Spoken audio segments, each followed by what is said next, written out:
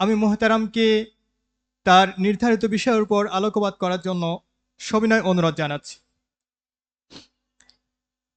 আসসালামু আলাইকুম ওয়া রাহমাতুল্লাহি ওয়া বারাকাতুহু।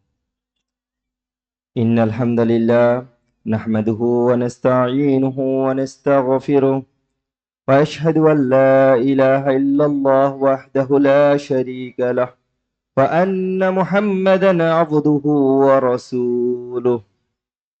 أما بعد فإن خير الحديث كتاب الله وخير الهدى وخير الهدي هدي محمد شر الأمور محدثاتها وكل محدثة بدعة وكل بدعة ضلالة.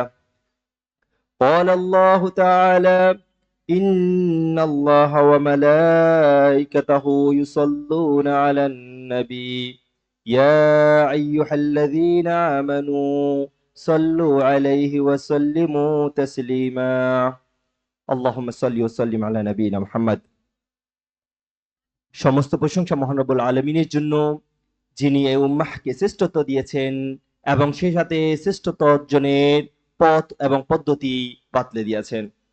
সালাত এবং সালামের অবারিত বর্ষণ শিখতে হোক প্রিয় নবী মুহাম্মদ সাল্লাল্লাহু আলাইহি ওয়াসাল্লাম, যিনি মুমিনদের জন্য জীবন্ত আদর্শ হয়ে প্রেরিত হয়েছিলেন এবং সাহাবায়ে কেরামের উজ্জ্বল প্রজন্ম তৈরি করে তিনি হাতে কলমে কোরআন ও সুন্নাহ অনুযায়ী জীবন গঠনের পথ এবং পদ্ধতি শিক্ষা দিয়েছেন। সম্মানিত উপস্থিতি, এতক্ষণ বিজ্ঞ আলোচক খ্রিস্টান মিশনারিদের বিভিন্ন চক্রান্ত সম্পর্কে আলোচনা করেছেন। খুব চমৎকার ভাবে তিনি উপস্থাপন করেছেন তারা কিভাবে আমাদের সন্তানদেরকে পথভ্রষ্ট করে এবং ঈমান থেকে দূরে সরিয়ে দেয়। এরই আলোকে আমি আপনাদের সামনে আলোচনা করব আমরা কিভাবে আমাদের সন্তানদেরকে তাওহীদের উপর গড়ে তুলব। এই যে এতগুলো চক্রান্ত যখন আমাদের সন্তানদের উপর ঝাঁপিয়ে পড়বে, কিভাবে আমরা আমাদের সন্তানদেরকে সঠিক তাওহীদ শিক্ষা দিব, সেই নিয়ে আজকে আমি সংক্ষিপ্ত আলোচনা করব ইনশাআল্লাহ। সম্মানিত উপস্থিতি, আল্লাহ সুবহানাহু ওয়া তাআলা বলেন, ইয়া আইয়ুহাল্লাযীনা আমানু কু আনফুসাকুম ওয়া আহলিকুম নারা। হে ঈমানদারগণ, তোমরা নিজেদেরকে এবং নিজেদের পরিবারকে জাহান্নামের আগুন থেকে বাঁচাও। অন্যত্র আল্লাহ সুবহানাহু ওয়া তাআলা বলেন, ইন্নামা আমওয়ালুকুম ওয়া আওলাদুকুম ফিতনা। তোমাদের ধন সম্পদ, সন্তান সন্ততি কেবল তোমাদের জন্য পরীক্ষা। রাসূল সাল্লাল্লাহু আলাইহি সাল্লাম হাদিসে বলেন, কুল্লুকুম রাইন ওয়া কুল্লুকুম মাসউলুন আন রাইয়াতিহি। তোমরা প্রত্যেকেই দায়িত্বশীল এবং তোমাদের প্রত্যেককে তোমাদের দায়িত্ব সম্পর্কে জিজ্ঞাসিত করা হবে। সম্মানিত উপস্থিতি, অত্র আয়াতগুলো থেকে এবং হাদিস থেকে আমরা বুঝতে পারছি আল্লাহ সুবহানাহু ওয়া তাআলা আমাদেরকে শুরুতেই আমাদের সন্তানদেরকে এবং আমাদেরকে জাহান্নামের আগুন থেকে বাঁচানোর জন্য উদ্যোগ নিতে বলেছেন। আর জাহান্নামের আগুন থেকে বাঁচানোর জন্য প্রথম যে পদক্ষেপ নিতে হবে সেটা হচ্ছে আমরা আমাদের সন্তানদেরকে সঠিক তাওহীদের উপর গড়ে তুলব। শিরক এবং বিদআত থেকে আমরা আমাদের সন্তানদেরকে দূরে রাখবো। এটাই হচ্ছে জাহান্নাম থেকে বাঁচানোর সর্বোত্তম এবং সর্বপ্রথম উপায়। এছাড়াও রাসূল সাল্লাল্লাহু আলাইহি সাল্লাম আমাদেরকে জানিয়ে দিয়েছেন আমরা প্রত্যেকেই দায়িত্বশীল এবং আমাদের প্রত্যেককেই তার দায়িত্ব সম্পর্কে জিজ্ঞাসিত করা হবে। একজন মুসলিম পিতা এবং মুসলিম মায়ের প্রথম দায়িত্ব হলো সন্তানদেরকে সঠিকভাবে তাওহীদের উপর বড় করা, সন্তানদেরকে শিরক থেকে দূরে রাখা এবং বিদআত থেকে সন্তানদেরকে দূরে রাখা। এটা হচ্ছে একজন মুসলিম বাবা এবং মায়ের সর্বপ্রথম এবং সর্বশ্রেষ্ঠ দায়িত্ব। এখন প্রশ্ন করতে পারেন, কেন আমরা আমাদের সন্তানদেরকে তাওহীদের শিক্ষা দিব? প্রথম যে কারণ আমরা আমাদের সন্তানদেরকে তাওহীদের শিক্ষা দেওয়ার, সেই কারণ হচ্ছে সন্তানদের চিন্তাধারায় তাওহীদের প্রভাব বিস্তার করার জন্য। তাওহীদ মানে হচ্ছে এক আল্লাহ সুবহানাহু ওয়া তাআলার উপর বিশ্বাস স্থাপন করা। আমরা অনেকেই জানি লা ইলাহা ইল্লাল্লাহ, আমরা অনেকেই এটার অনুবাদ করি আল্লাহ সুবহানাহু ওয়া তাআলা ছাড়া কোনো মাবুদ নেই, কিন্তু এটা সঠিক অনুবাদ হচ্ছে একমাত্র আল্লাহ সুবহানাহু ওয়া তাআলা ছাড়া সত্যিকার কোনো মাবুদ নেই। আল্লাহ সুবহানাহু ওয়া তাআলা ছাড়া অনেকেই তারকার পূজা করে, মূর্তির পূজা করে, চন্দ্র সূর্যের পূজা করে, আগুনের পূজা করে, কিন্তু একমাত্র সত্য রব হচ্ছে একমাত্র আল্লাহ সুবহানাহু ওয়া তাআলা। তাই সম্মানিত উপস্থিতি, তাওহীদ যদি আমরা আমাদের সন্তানদেরকে শিক্ষা দিতে পারি, প্রথম যে কাজটা হবে সেটা হচ্ছে আমাদের সন্তানদের হৃদয়, আমাদের সন্তানদের চিন্তাধারায়, আমাদের সন্তানদের মন এবং মগজে একমাত্র আল্লাহ সুবহানাহু ওয়া তাআলার একাত্মবাদটাই স্থাপন হবে। আমাদের সন্তানরা যদি ছোটবেলা থেকেই শিখে যায় সকল কিছু একমাত্র আল্লাহ সুবহানাহু ওয়া তাআলার ইচ্ছায় ঘটে, সবকিছুর মালিক একমাত্র আল্লাহ সুবহানাহু ওয়া তাআলা, তাহলে আমাদের সন্তানরা আত্মবিশ্বাসী হবে, ধৈর্যশীল হবে ইনশাআল্লাহ। আল্লাহ সুবহানাহু ওয়া তাআলা সূরা ইখলাসে বলে দিয়েছেন, আল্লাহুস সামাদ, তিনি কারো মুখাপেক্ষী নন, সকলেই তার মুখাপেক্ষী। আমাদের সন্তানরা যখন জানবে একমাত্র আল্লাহ সুবহানাহু ওয়া তাআলা সর্বশক্তিমান, তিনি কারো মুখাপেক্ষী নয়, বরং আমরা সবাই তার মুখাপেক্ষী, এই তাওহীদ যখন আমাদের সন্তানদের অন্তরে প্রবেশ করানো হবে, তখন আমাদের সন্তানরা বুঝে যাবে আল্লাহ সুবহানাহু ওয়া তাআলা ছাড়া কোনো কিছুই সম্ভব নয়। তখন আমাদের সন্তানরা একমাত্র আল্লাহ সুবহানাহু ওয়া তাআলার উপরেই সাহায্য চাইবে, আল্লাহ সুবহানাহু ওয়া তাআলার কাছে সাহায্য চাইবে এবং একমাত্র আল্লাহ সুবহানাহু ওয়া তাআলার উপরেই ভরসা করবে ইনশাআল্লাহ। এর ফলে কি হবে? প্রথম যে কাজটা হবে সেটা হচ্ছে আমাদের সন্তানরা আত্মবিশ্বাস বৃদ্ধি পাবে। আমাদের সন্তানরা জানবে একমাত্র সকল শক্তির উৎস আল্লাহ সুবহানাহু ওয়া তাআলা। তখন সে নিজের প্রতিটি কাজে প্রতিটি সময়ে আত্মপ্রত্যয়ী হবে এবং আল্লাহ সুবহানাহু ওয়া তাআলার কাছে সাহায্য চাইবে ইনশাআল্লাহ। দ্বিতীয়ত, ধৈর্য ধারণ করবে এবং সহনশীল হবে। আমাদের সন্তানরা যখন বুঝবে কঠিন সময়গুলো যখন আসে, যখন আমি অসুস্থ হয়ে যাই, কোনো বিপদ আসে, আমার বাবা মা অসুস্থ হয়, আমি অসুস্থ হই, পরীক্ষায় কোনো ফলাফলে ঘাটতি হয়, তখনও সে ধৈর্য ধারণ করবে, কারণ এটা আল্লাহ সুবহানাহু ওয়া তাআলা তার তাকদীরে রেখেছেন। তৃতীয়ত, সঠিক নীতি এবং নৈতিকতায় গড়ে উঠবে সে সবকিছুতে আল্লাহ সুবহানাহু ওয়া তাআলাকে একমাত্র রব হিসেবে গ্রহণ করবে।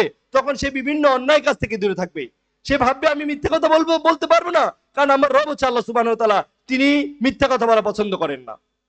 এভাবে তার প্রতিটি ভুল, প্রতিটি অন্যায় কাজে সে নিজেকে ফিরিয়ে রাখবে, কারণ সে জানে সকল ক্ষমতার মালিক আল্লাহ সুবহানাহু ওয়া তাআলা। আমি যদি কোনো অন্যায় করি, আল্লাহ সুবহানাহু ওয়া তাআলা তার জন্য আমাকে শাস্তি দিতে পারেন। এই জন্য আমরা আমাদের সন্তানদের অন্তরে তাওহীদটা প্রবেশ করাবো। 2 নম্বর, তাওহীদ আমাদের সন্তানদের চরিত্র গঠনের সোনালী পাঠ। তাওহীদ মানে হচ্ছে আল্লাহ সুবহানাহু ওয়া তাআলার ইবাদত করা এবং আল্লাহ সুবহানাহু ওয়া তাআলার সন্তুষ্টির জন্য সকল কাজে আল্লাহ সুবহানাহু ওয়া তাআলাকে রব হিসেবে গ্রহণ করা।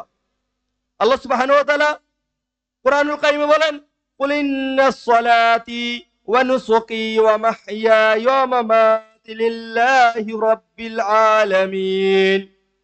বলুন, নিশ্চয় আমার সালাত, আমার কুরবানি, আমার জীবন এবং আমার মৃত্যু সবকিছু একমাত্র আল্লাহ সুবহানাহু ওয়া তাআলার জন্য। এটাই হচ্ছে তাওহীদের শিক্ষা। আমাদের সন্তানরা যখন জানবে তার সালাত, তার ইবাদত, তার কুরবানি, তার জীবন, তার মৃত্যু সবকিছুর মালিক একমাত্র আল্লাহ সুবহানাহু ওয়া তাআলা, তখন সে সকল প্রকার অন্যায় থেকে, অবিচার থেকে, জুলুম থেকে নিজেকে বিরত রাখবে ইনশাআল্লাহ। তাই আমরা আমাদের সন্তানদেরকে তাওহীদের শিক্ষা দিব। সন্তানদের মনে যখন তাওহীদ সঠিকভাবে প্রবেশ করানো যাবে, তখন সে মানুষের প্রশংসার জন্য কাজ করবে না, সে মানুষের প্রশংসার জন্য কোনো কাজ করবে না, সে রিয়া করবে না, লোক দেখানো কোনো ইবাদত করবে না, বরং যা কিছু করবে, যত ইবাদত করবে, যত মানুষকে সাহায্য সহযোগিতা করবে, তা শুধুমাত্র কেবলমাত্র আল্লাহ সুবহানাহু ওয়া তাআলার জন্য করবে। সম্মানিত উপস্থিতি, আমরা যদি আমাদের সন্তানদেরকে তাওহীদের শিক্ষা না দিই তাহলে কি হবে? আমরা যদি আমাদের সন্তানদেরকে তাওহীদের শিক্ষা না দিই তাহলে আমরা 3টি ক্ষতি হবে। আমাদের 3টি ক্ষতি হবে, সন্তানদের 3টি ক্ষতি হবে। 1 নম্বর, পিতামাতার জন্য প্রথম যে ক্ষতিটা হবে সেটা হচ্ছে, পিতামাতা যদি আমরা আমাদের সন্তানদেরকে তাওহীদের শিক্ষা না দেই তাহলে আমরা আল্লাহ সুবহানাহু ওয়া তাআলার কাছে অপরাধী হিসেবে গণ্য হয়ে যাব। সন্তানরা যে গুনাহগুলো করবে, যে শিরক করবে, যে বিদআত করবে, সেগুলো থেকে আমরা যদি আমাদের সন্তানকে ফিরিয়ে না আনি, সংশোধন না করি, এই জন্য আল্লাহ সুবহানাহু ওয়া তাআলার কাছে আমরা ধরা খেয়ে যাব। দ্বিতীয়ত, আমাদের পার্থিব জীবন জাহান্নামের মতো পরিণত হবে, জাহান্নামে পরিণত হবে। সন্তানরা আমাদেরকে প্রচুর কষ্ট দিবে, কারণ সন্তানদের অন্তরে তাওহীদ নেই। যে সন্তানের অন্তরে তাওহীদ নেই, সে কখনো পিতামাতার জন্য যোগ্য সন্তান হয়ে গড়ে উঠবে না। তৃতীয়ত, পরকালে আপনি আপনার সন্তানের মাধ্যমে যে সম্মান পেতেন, গুনাহ মাফের যে কারণ হতো, সেটা না হয়ে উল্টো আপনার চরম দুর্ভাগ্যের কারণ হয়ে যাবে আপনার সন্তান। এটা হচ্ছে পিতামাতার ক্ষতি। সন্তানদের কি ক্ষতি হবে? আপনি যদি আপনার সন্তানকে তাওহীদের শিক্ষা না দেন, আপনার সন্তানের প্রথম ক্ষতি হবে, আপনার সন্তান যতই পড়াশোনা করুক না কেন, যতই জেনারেল লাইনে পড়াশোনা করে বড় হোক না কেন, সে মূর্খই হয়ে যাবে, মূর্খই রয়ে যাবে। কারণ একজন ব্যক্তি যদি তার রবকে না চিনে, একজন সন্তান যদি তার রবকে না চিনে, তার রাসূল সাল্লাল্লাহু আলাইহি ওয়াসাল্লামকে না চিনে, তাহলে তার জ্ঞান দিয়ে সে কখনো উপকৃত হতে পারবে না। দ্বিতীয়ত, আমাদের সন্তানরা অবাধ্য হয়ে যাবে। যখনই আপনার সন্তান অবাধ্য হয়ে যাবে, এই অবাধ্যতার কারণে আল্লাহ সুবহানাহু ওয়া তাআলার অভিশাপ, আল্লাহ সুবহানাহু ওয়া তাআলার লানত আপনার সন্তানের উপর বর্ষণ হবে। তৃতীয়ত, আপনার সন্তান তাওহীদের শিক্ষা সঠিকভাবে না পাওয়ার কারণে আপনার সন্তান পরকালে জাহান্নামী হবে। সম্মানিত উপস্থিতি, এখন আমরা যদি আমাদের সন্তানদেরকে তাওহীদের শিক্ষা দিই, তাহলে আমাদের কি লাভ হবে? প্রথম নাম্বার লাভ হবে, আমরা আমাদের উপর যে দায়িত্ব, সেই দায়িত্বগুলো আমরা ফুলফিল করে ফেলতে পারলাম। কারণ আল্লাহ সুবহানাহু ওয়া তাআলা রাসূল সাল্লাল্লাহু আলাইহি ওয়াসাল্লাম হাদিসের মাধ্যমে আমাদের জানিয়েছেন প্রত্যেক মানুষ দায়িত্বশীল। আর এই দায়িত্বশীলতা, কেউ যদি দায়িত্ব সম্পর্কে অবগত না থাকে, দায়িত্বটা সঠিকভাবে পালন না করে, এই জন্য আল্লাহ সুবহানাহু ওয়া তাআলার কাছে তাকে সে জিজ্ঞাসিত হবে। আপনারা জানেন, যাদের হিসাব নেওয়া হবে সে কিন্তু ধরা খেয়ে যাবে। তাই সম্মানিত উপস্থিতি, আমরা আমাদের সন্তানদেরকে অবশ্যই তাওহীদের শিক্ষা দিতে হবে, না হলে আমরা ক্ষতিগ্রস্ত হব এবং আমাদের সন্তানরাও ক্ষতিগ্রস্ত হবে। সম্মানিত উপস্থিতি, একজন মুসলিম হিসাবে আমরা আমাদের সন্তানদের বুদ্ধি বিকাশের একদম শুরুতেই দিন সম্পর্কে জানানোর চেষ্টা করি। আমাদের সন্তানরা যেখানে একদম ছোট থাকে, নবজাতক সন্তান পৃথিবীতে জন্মগ্রহণ করে, তখন আমরা অনেকেই সন্তানের কানে তাওহীদের আহ্বান জানাই, আজান দেই, সন্তানদেরকে জানাই আল্লাহ সুবহানাহু ওয়া তাআলা এক, আল্লাহ সুবহানাহু ওয়া তাআলার একাত্মবাদের ঘোষণা আমরা আমাদের সন্তানদেরকে দেই। এরপর আস্তে আস্তে আমরা আমাদের সন্তানদেরকে রাসূল সাল্লাল্লাহু আলাইহি সাল্লাম সম্পর্কে জানানোর চেষ্টা করি, কালেমা শাহাদা শেখানোর চেষ্টা করি। ক্রমেই তারা সালাত, সিয়ামের মতো বড় বড় ইবাদতের সাথে তারা পরিচিত হয়। কিন্তু সম্মানিত উপস্থিতি, আমরা যেই কাজটা করি না, যেই কাজটা আমরা নিতান্তই ভুলে যাই, সেটা হচ্ছে আমরা আমাদের সন্তানদেরকে শুধু কালেমা শেখাই, কিন্তু সঠিক তাওহীদের শিক্ষা, ইমানের সাথে মোটামুটি যে সকল বিতর্কিত জিনিসগুলো আছে, ইমান ভঙ্গের যে কারণগুলো আছে, সেগুলো আমরা সন্তানদেরকে শিখাই না। তাই তো দেখা যায় আমাদের সন্তানরা যখন আস্তে আস্তে বড় হতে শুরু করে, তারা তাওহীদ পরিপন্থী কাজ করে বসে। তাদের কথা এবং কাজে শিরকের মিশ্রিত কথা সে বলে বসে। শিশুকালের এই ঘাটতি তারা পূরণ করতে পারে না। ফলে সন্তানরা মুসলিম হিসেবে বড় হলেও তারা শিরক এবং বিদআতের সাথে লিপ্ত হয় এবং তাওহীদ পরিপন্থী বিভিন্ন কর্মকাণ্ড করে বসে।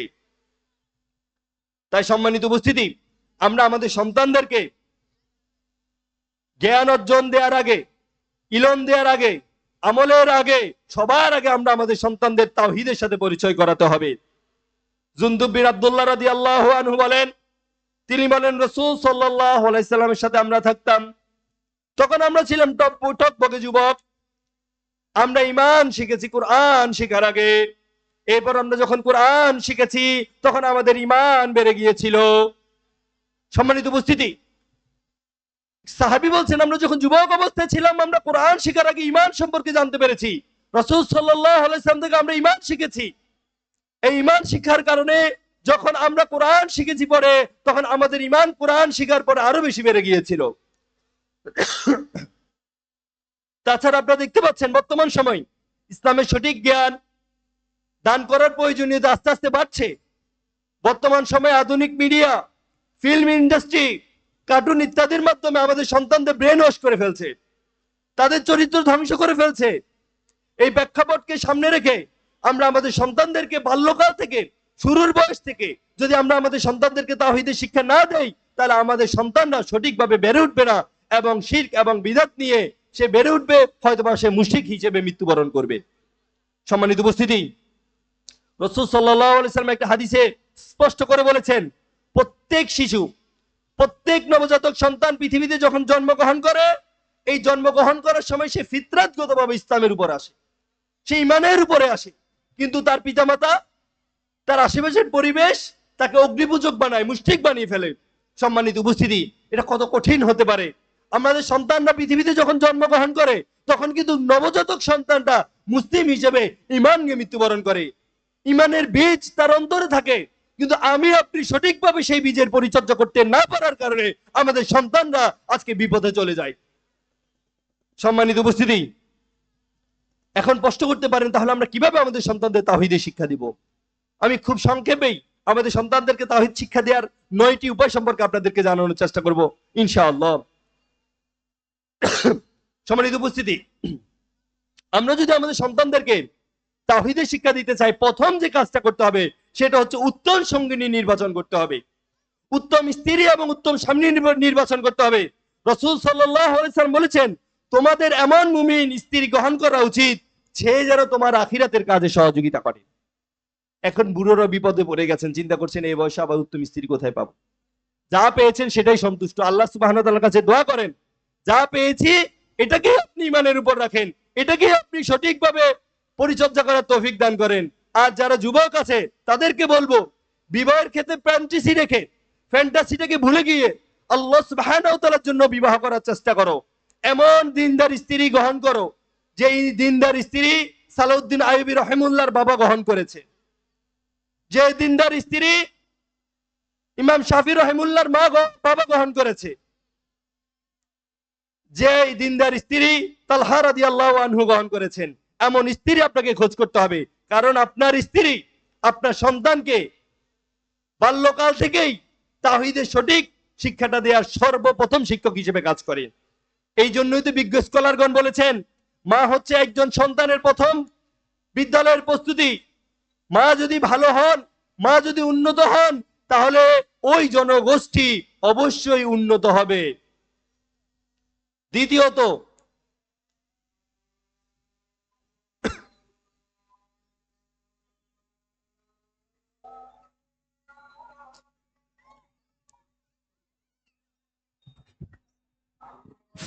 ছাত্র ভাইরা সবাই বসে যাও, আমাদের আজানের পরে আরো কিছু সময় আলোচনা হবে। আমাদের অজু ইস্তিনজার জন্য পর্যাপ্ত সময় থাকবে ইনশাল্লাহ। আমরা আগের মতো শৃঙ্খলার সাথে বসি। ছাত্র ভাইরা সবাই বসে যাও।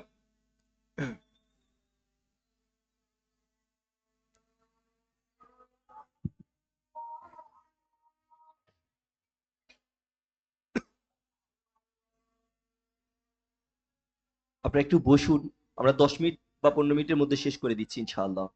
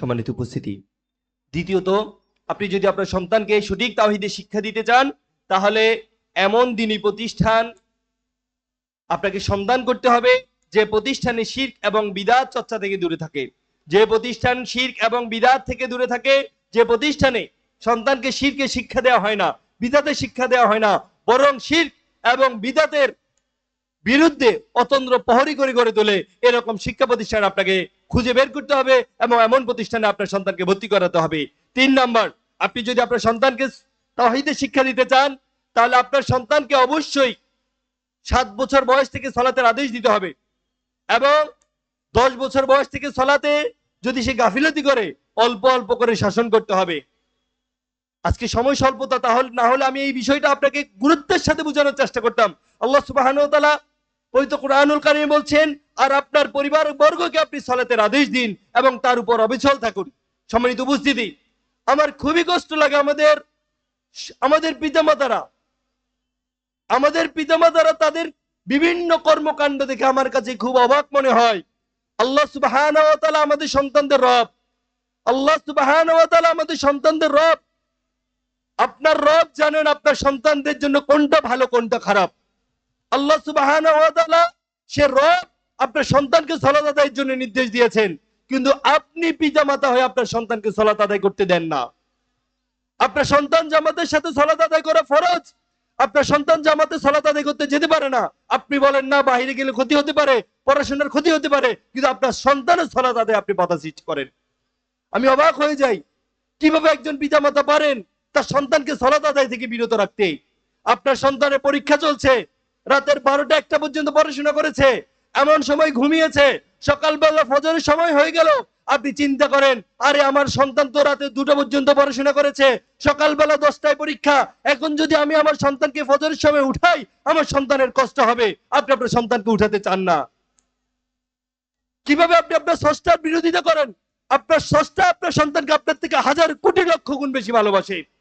আপনি আপনার দুনিয়ার জীবনের সামান্য ভালোবাসা দিয়ে আপনার সন্তানকে পরিমাপ করেন, আপনার স্রষ্টা থেকে আপনার সন্তানকে আপনি দূরে সরিয়ে দেন। সাবধান, সন্তানকে কখনো সালাত আদায় করার ব্যাপারে বাধাগ্রস্ত করবেন না। সন্তান অসুস্থ হলে পানি বাসায় নিয়ে যাবেন, বিছানায় নিয়ে যাবেন, তায়াম্মুমের ব্যবস্থা করবেন, তারপরে সন্তানকে কখনো সালাত আদায়ে আপনি গাফিলতি সৃষ্টি করবেন না।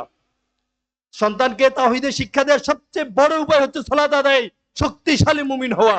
যত কঠিন মুহূর্ত আসুক না কেন, যত কঠিন সময় আসুক না কেন, যত রোগ বালাই হোক না কেন, যত পরীক্ষা হোক না কেন, যত ঠান্ডা হোক না কেন, আপনি আপনার সন্তানকে সালাত আদায় করাতেই হবে। না হলে আপনি প্রকৃত মুসলিম হতে পারবেন না, প্রকৃত মুমিন বাবা হতে পারবেন না, বরং আপনি আপনার সন্তানকে ক্ষতিগ্রস্ত করবেন।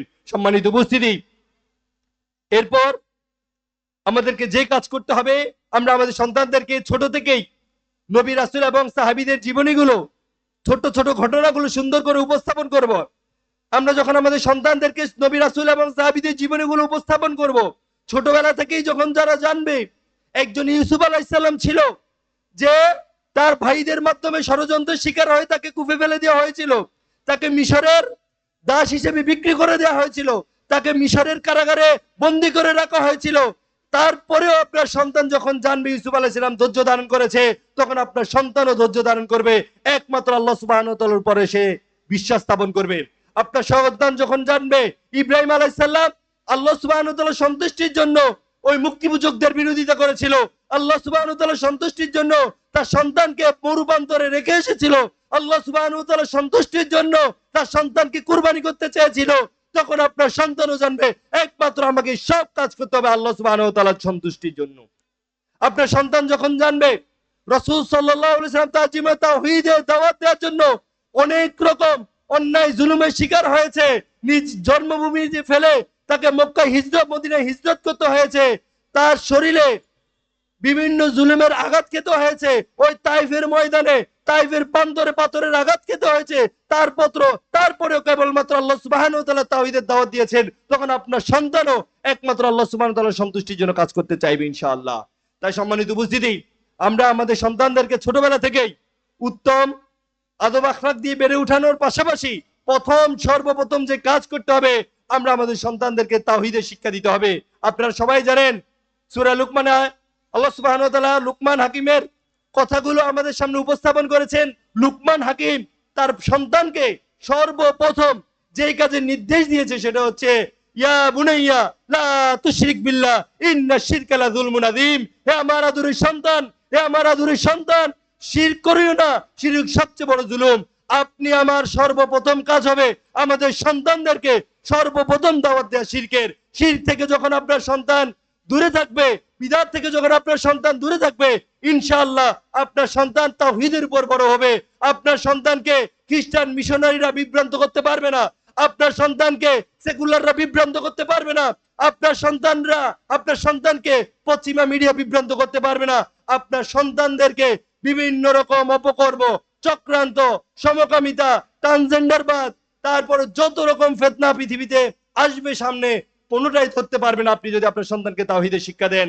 তাই সম্মানিত উপস্থিতি, আপনাদের সবাইকে আমি সর্বশেষ যে বার্তা দিতে চাই সেটা হচ্ছে, আপনারা আপনাদের সন্তানদেরকে উত্তম তাওহীদের শিক্ষা দিবেন, শিরক এবং বিদআত থেকে দূরে রাখবেন এবং শিরক এবং বিদআতের বিরুদ্ধে অতন্ত্র প্রহরী করে গড়ে তুলবেন।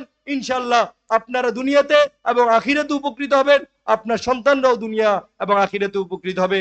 আল্লাহ সুবহানাহু ওয়া তাআলা আমাদের সবাইকে সঠিক তাওহীদবাদী সন্তান জন্ম দেওয়ার, পরিচর্যা করার তৌফিক দান করুন। আসসালামু আলাইকুম ওয়া রাহমাতুল্লাহি ওয়া বারাকাতুহু।